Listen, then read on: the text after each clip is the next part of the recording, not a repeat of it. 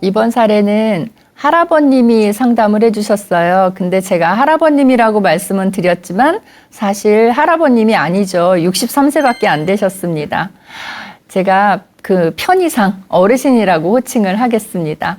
이 어르신은 얼마 전까지 어린이집에서 운전해주는 일을 하셨던 분이에요. 자, 근데 지금은 직장을 잃으시고 다시 재취업을 위해서 노력하고 계시는 분이십니다. 이 어르신은 이남 일녀를 슬하에 두셨고 아내 되시는 분하고 두 분이 같이 살고 계세요. 자제분들은 이제 다 결혼을 했다고 하고요. 두 분이 살고 계시는데 얼마 전까지 어린이집에서 운전기사로 일을 하셨대요. 그래서 어느 정도 일하셨어요? 그랬더니 한 5년 정도 했습니다. 라고 말씀을 하세요. 근데 이 어르신 목소리에서 굉장히 열정이 느껴지고 적극적인 성격이신 분이구나 이런 생각이 들었습니다. 이 어르신이 어린이집에서 일을 하시는데 어린이들도 이뻐했지만 일을 얼마나 열심히 하셨는가 하면 아침에 5시에 일어나신대요. 5시에 일어나시고 아침에 산에 잠깐 운동하러 갔다 오셔서 아침밥 드시고 그리고 바로 출근을 하신답니다. 어린이집하고 이 어르신 자택하고도 가까운데 그렇게 출근을 하시면 원래 한 9시쯤 가시면 될 텐데 8시나 고 8시가 안 되었을 때 어린이집에 도착을 하셨대요, 늘. 그러면 이 어르신은 그 시간에 어린이집에 도착을 해서 어린이집 주변을 다 쓸고 청소를 다 하시고 또 건물 내에도 전기 같은 거 뭐 문제가 있나 없나 이런 것도 다 살펴보시고 심지어는 주방에 들어가셔서 음식 쓰레기 같은 게 있는지 이런 것까지도 다 확인하시고 다 치워놓고 그날 직원들이 출근을 하면 모두가 상쾌한 기분으로 일을 하실 수 있도록 그 이전의 준비를 이 어르신이 싹 다 해놓는 거죠. 혹시라도 겨울에 눈이 많이 온다. 그래도 그 어린이집의 직원들은 전혀 걱정을 하지 않았대요. 이 어르신이 더 일찍 오셔서 그 동네의 눈을 다 쓸어 놓으셨기 때문이죠. 그래서 이렇게 열심히 일을 하시는 분인데 문제가 뭐였냐면 이분이 60이 넘어가시다 보니까 지금 63세이신데 60이 넘어가니까 구청에서 어린이집에 구청에서 이제 그 운영하는 관여하는 어린이집이었는데요. 그럴 경우에는 그 어린이집에서 직원으로 일하시는 데 있어서 60세까지 일을 하실 수가 있거든요. 근데 이 어르신이 60세가 넘다 보니까 이제 직원 기준에 부적합하다고 다른 분을 채용하셔야 된다고 이렇게 공지가 내려온 거예요. 그래서 어떡하나 이렇게 고민을 하다가 그 어린이집의 원장님이 구청하고 얘기를 하셨대요. 의논을 하셔서 일을 너무 잘하시기 때문에 저희가 저분을 대체할 만한 인력을 구하기가 너무 어렵습니다. 그러니까 조금 봐주십시오라고 말하자면 이제 사유서 같은 거를 작성을 하시면서 한 해, 2해 계속 연장을 해왔던 터인 것 같아요. 근데 이 어린이집의 직원분들이 어린이들에게만 열심히 하는 게 아니라 직원들 간에 멤버십이 상당히 좋았대요. 서로에 대한 그 관계가 좋았고, 어린이집 직원들이 마치 가족처럼, 한 가족처럼 지냈다고 합니다. 그래서 직원들이 여름 휴가도 심지어는 해외로 같이 다녀올 정도로 그렇게 친한 그런 관계였다고 합니다. 그렇게 친하고 똘똘 뭉치고 즐겁게 일을 할 수 있어서 이 어르신은 아침마다 어린이집 가는 일이 너무 행복했던 거죠. 그래서 열심히 지냈는데, 이제 얼마 안 있으면 이 어린이집이 문을 닫게 되었다는 그런 소식을 접합니다. 그래서 이 어르신이 너무 슬펐어요. 아, 내가 이제 일자리를 잃게 되는구나 라는 생각도 했고 앞으로 어떻게 살아가야 될까 이런 고민도 하시게 된 거예요.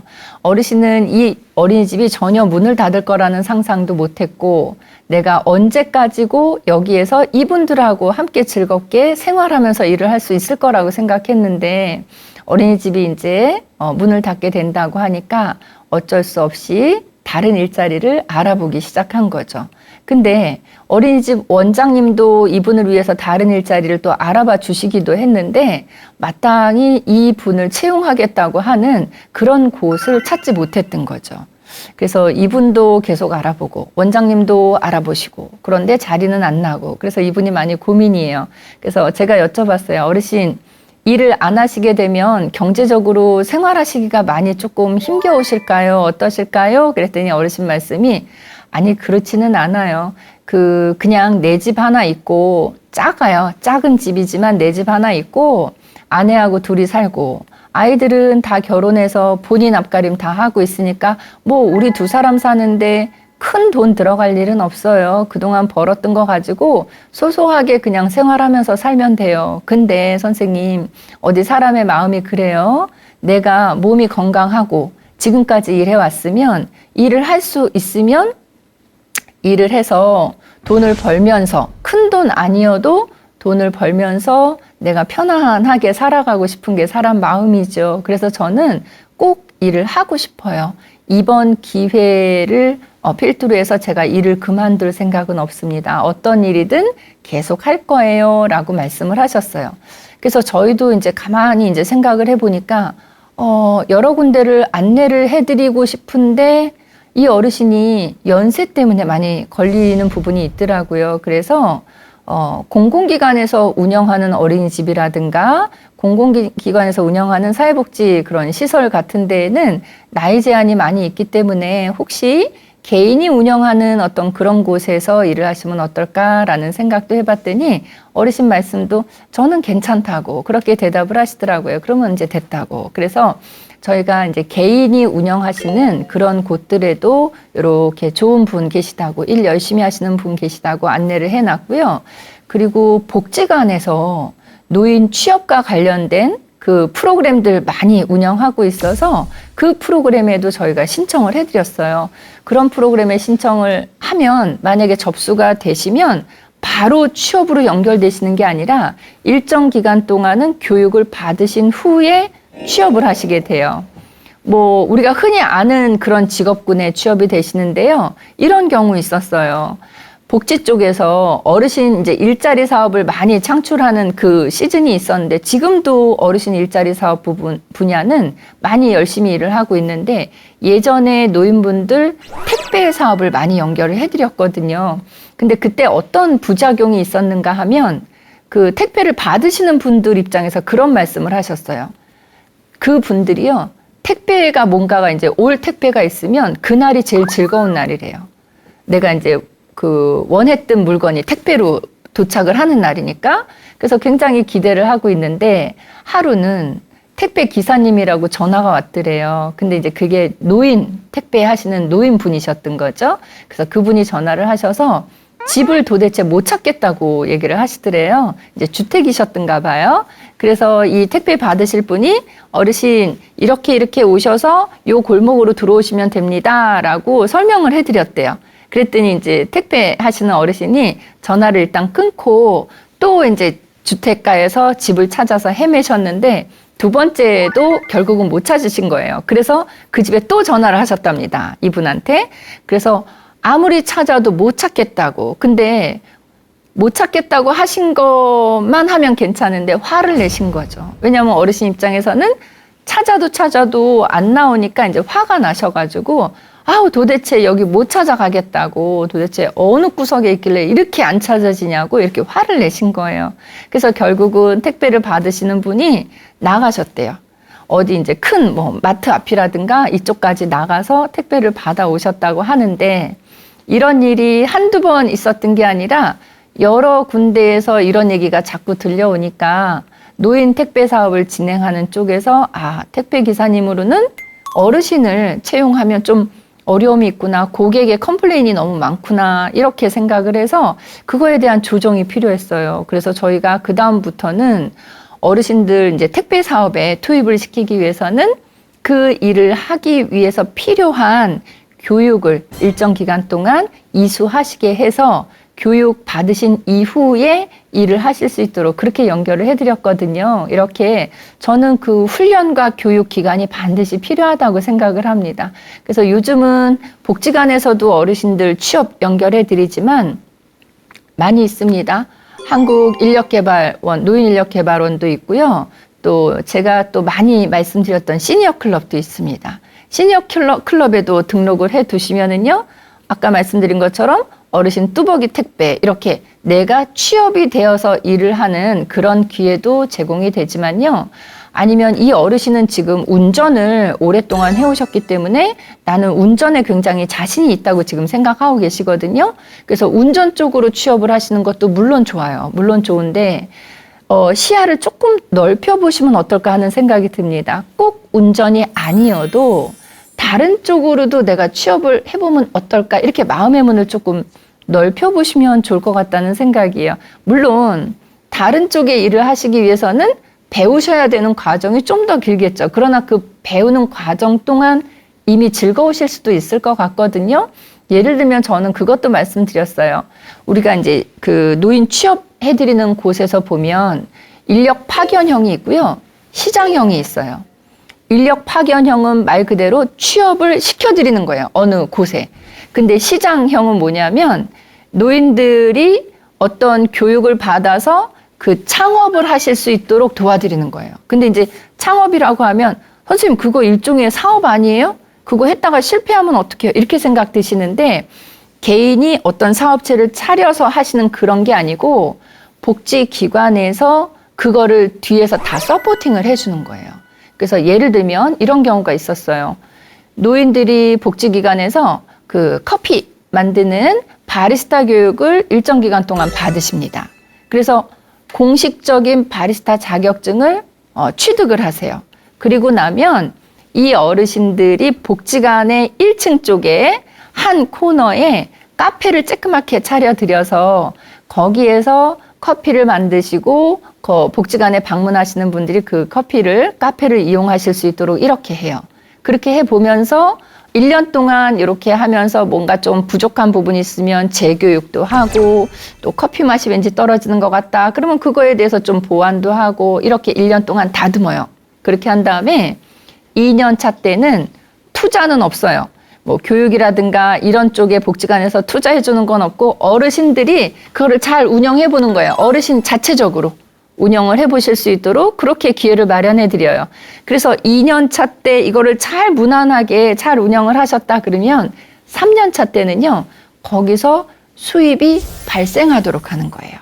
그래서 3년 차 이후에는 어르신들이 운영을 해서 거기서 수익이 난 수익을 가지고 월세도 내시고 하면서 계속 유지하실 수 있도록 하는 그런 쪽으로 그 노인 취업, 창업, 이쪽도 연결을 해드렸는데 제가 봤던 곳 중에서 참 인상 깊었던 곳은 강남 쪽에 어느 지하철역인데 지하철역에 이렇게 내려보시면 번화한 지하철역도 있지만은요, 왠지 뭐죠? 입주되지 않은 점포가 불 꺼져 있는 점포가 많은 그런 지하철역도 있단 말이에요. 근데 제가 봤던 곳은 그렇게 계속 입주가 되지 않아서 계속 불이 꺼져 있던 그 점포에 어르신들이 아까 말씀드린 것처럼 바리스타 교육을 받으셔서 1년 차, 2년 차, 3년 차를 잘 운영을 하시고 지하철역 그 공간에다가 카페를 차리신 거예요.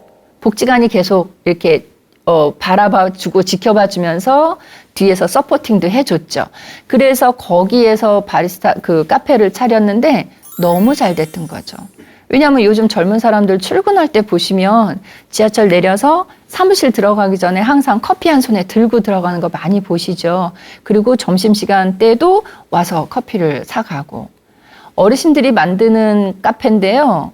커피의 질은 떨어지지 않고 똑같고 훌륭한데 가격이 좀 저렴하고 그리고 할머니의 마음으로 할아버지의 마음으로 정성을 담아서 커피를 만들어 주시니까 또 따뜻하게 응대해 주고 하니까 젊은 분들이 많이 이용을 하셔서 수익이 잘 창출이 됐다고 합니다. 이런 식으로 저는 이 어르신도 운전 쪽으로만 너무 딱 치우쳐서 생각하지 마시고 바리스타 교육도 좀 받아보세요. 또는 제빵 교육도 복지관에서 있으니까 그것도 받아보시면 제빵 교육 같은 경우는 받으시면은요, 복지관에서 만들어서요, 복지관 1층에서 판매해요. 그날.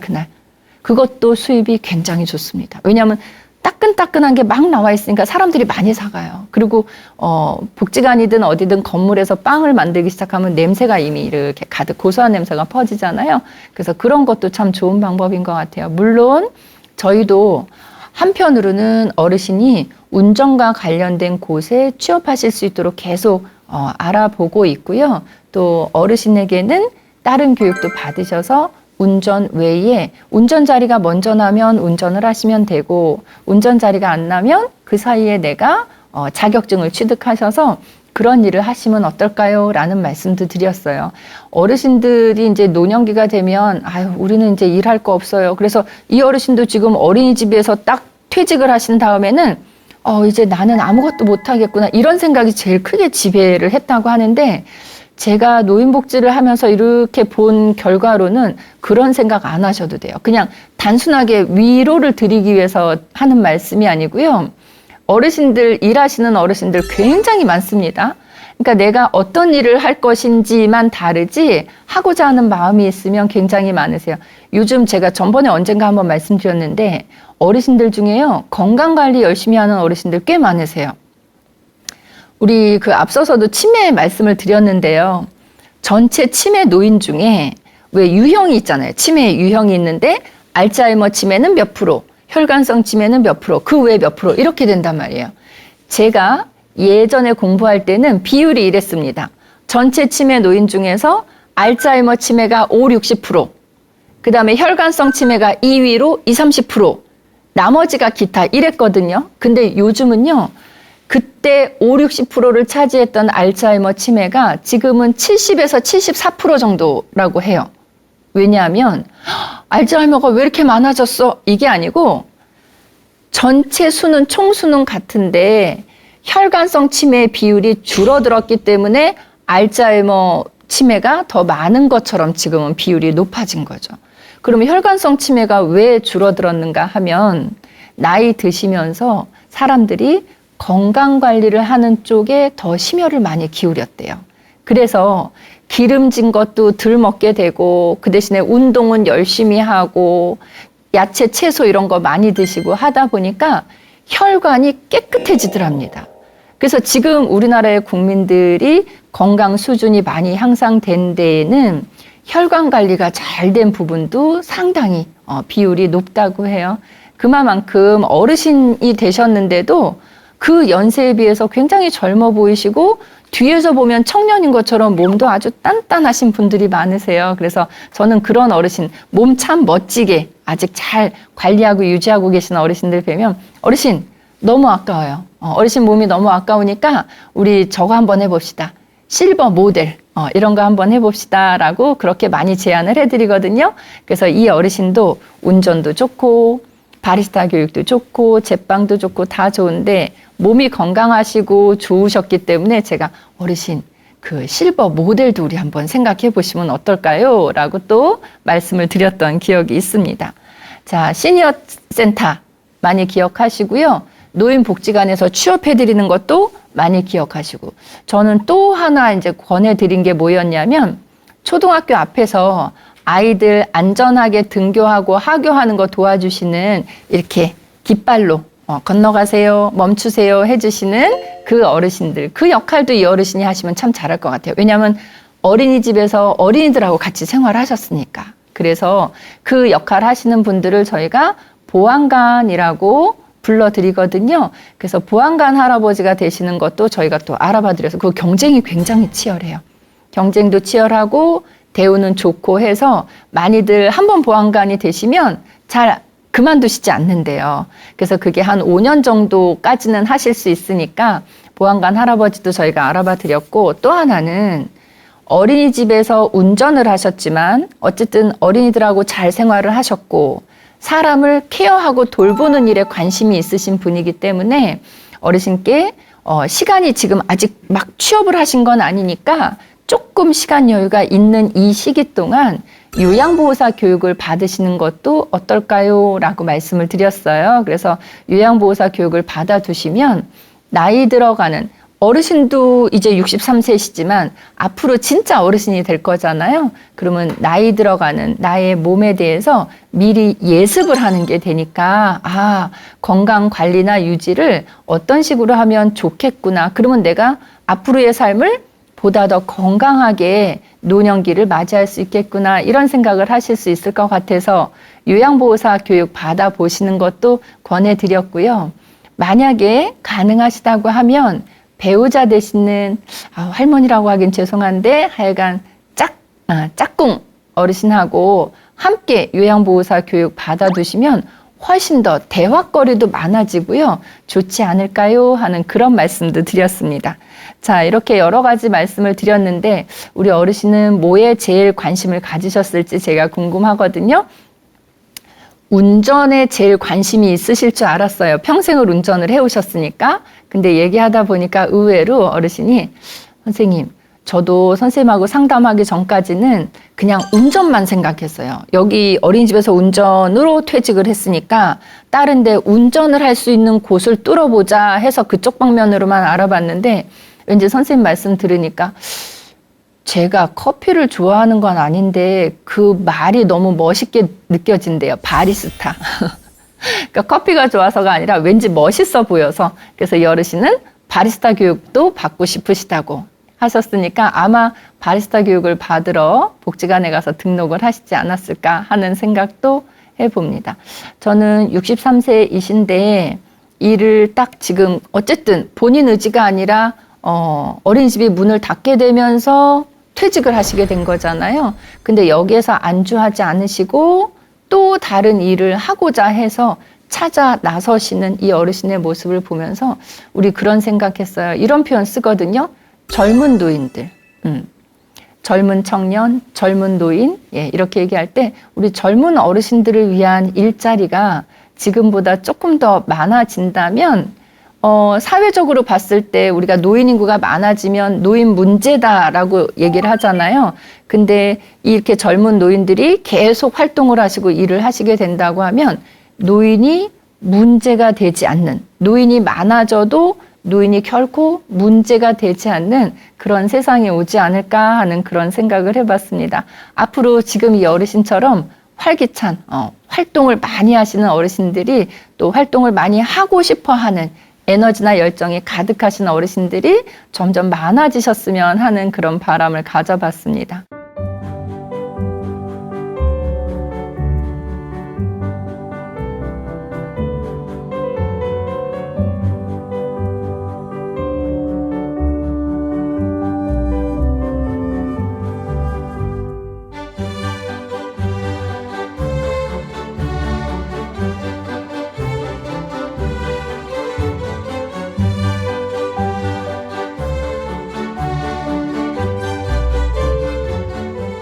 오늘도 두 편의 사례를 함께 해봤는데 뭔가 이렇게 갈등이 있어서 울고 서로 헐뜯고 하는 그런 사례보다는 서로 위하는 마음이 느껴지는 그런 사례였던 것 같습니다. 오늘도 함께 해주셔서 감사하고 다음 주에 또 다른 사례 갖고 찾아뵙겠습니다. 감사합니다.